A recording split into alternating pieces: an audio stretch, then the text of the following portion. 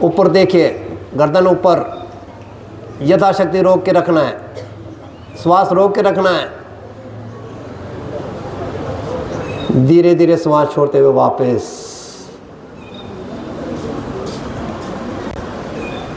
फिर श्वास भरें, अप, ऊपर हाथ को देखेंगे तभी बात बनेगी। जैसे ही हाथ को देखोगे आपके लंग्स पूरे खिलते हैं। लंग्स पूरा फुलने का मतलब ऑक्सीजन आपको पूरा मिल रहा है। धीरे धीरे वापस श्वास छोड़ते वापस। फिर श्वास भरते उठाइए, पूरा स्ट्रेच करें। ऊपर देखिए, हाथ को देखना है ऊपर ऊपर। श्वास रोक के रखिए, श्वास रोक के रखना है, एकदम नहीं छोड़ना।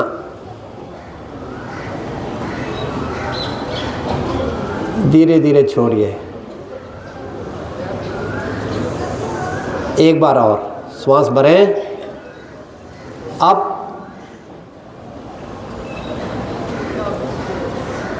ऊपर हाथ को देखिए, श्वास रुका हुआ, अभी श्वास बीच में नहीं लेना।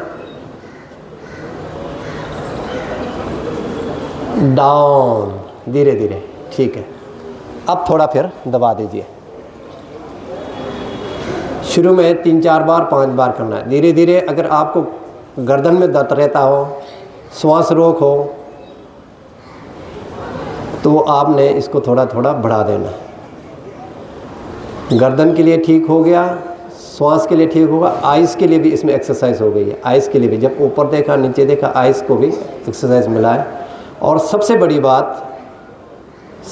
बात, हम लंग्स को पूरा नहीं फुलाते। आप लोगों ने देखा, जैसे ही हाथ ऊपर किया और ऊपर देखा तो आपका छाती पूरा तन गया था, है ना। छाती के तनने से, आपके लंग्स पूरा फूलने से ऑक्सीजन की मात्रा आपको काफ़ी ज़्यादा मिल गई। जैसे ऑक्सीजन आपको ज़्यादा मिला, ब्लड प्यूरिफाई बढ़िया हो गया। ब्लड प्यूरिफाई बढ़िया हो गया तो हृदय को काम कम करना पड़ता है, नहीं तो हृदय को काफ़ी काम करना पड़ता है। गंदा खून पूरे शरीर से हृदय अपने तरफ खींचता है और फेफड़ों को देता है। फेफड़े साफ करके फिर हृदय को देता है। हृदय पूरे पंप करके पूरे शरीर को भेजता है। अगर खून ठीक ढंग से साफ ना हो तो वो भेजने में उसको दिक्कत आती है। खींचने में तो ज़ोर लगाते भेजने में भी ज़ोर लगाना पड़ता है।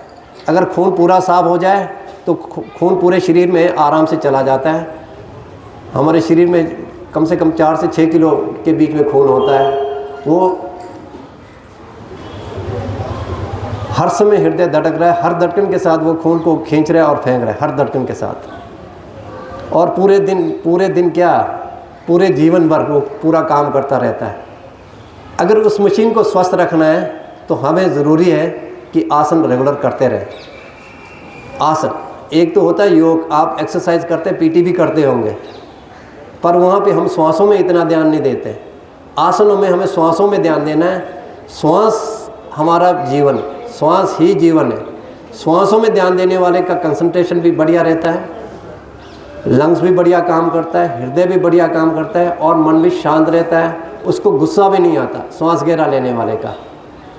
वैसे तो हमें पता ही नहीं लगता, 24 घंटे हम श्वास लेते रहते हैं, पर हम कभी ध्यान ही नहीं देते। पर जब योग अभ्यास करते हैं हमें पता लगता है कि श्वास गहरा जा रहा है, कितनी देर रोक रहे हैं, कितना देर छोड़ रहे हैं। कई लोग मिलते हैं, हमें बोलते हैं जी हम तो 3-4 घंटे सैर करते हैं, 3-4 किलोमीटर सैर करते हैं। पर 3-4 किलोमीटर सैर करने में आपने लंग्स को पूरा नहीं फुलाया, हर एक अंग को एक्टिवेट नहीं किया। सैर तो कर रहे हैं, ऑक्सीजन आपको मिल रहा है, अच्छी बात है, पर हर एक अंग को एक्टिवेट नहीं कर रहे हैं। योग क्या होता है कि हर एक अंग को एक्टिवेट करता है, वो आपको बढ़िया करता है। और सबसे बड़ी बात, कई बच्चे बोलते हैं जी हमें शरीर कमज़ोर है जी, ऊर्जा इतना मिलता नहीं है, खाते पीते तो हम बहुत है जी, सुबह सुबह परांठे भी खा लेते हैं, घी भी खा लेते हैं, बोलते हैं पर ताकत नहीं बनता जी, हम तो कमज़ोर ही है। ताकत कहाँ से बनेगा? घी खाने से या परांठे खाने से ताकत नहीं बनने वाला है। ताकत है हवा में। टायर में देखा कितना हवा होता है और वो क्विंटलों के क्विंटल, टनों के टन उठा देता है। ट्रक में देखा कितना टन होता है, पूरा फुल होता है, पर उसमें से हवा निकाल दें, क्या होगा? ट्रक चलेगा नहीं, गाड़ी चलेगी नहीं।